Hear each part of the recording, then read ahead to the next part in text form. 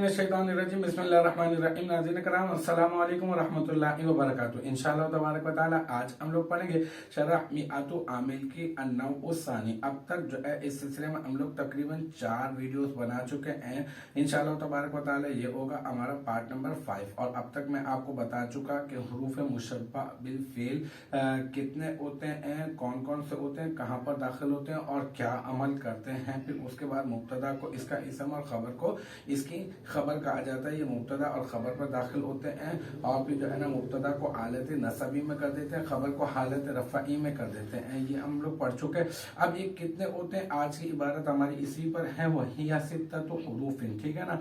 या जो है ये तो मारफा मुब्तदा हो जाएगा। ये है सीगा, ये जमीर है, जमीर वाहिद मुअन्नस, जमीर मरफू मुनफसिल है।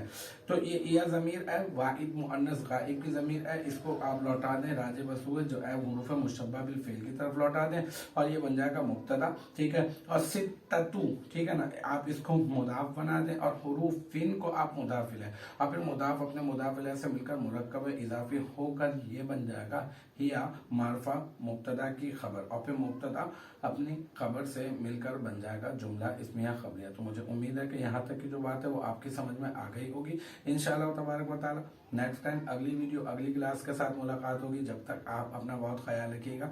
व आखिरु दावाना अनिल हम्दुलिल्लाहि रब्बिल आलमीन।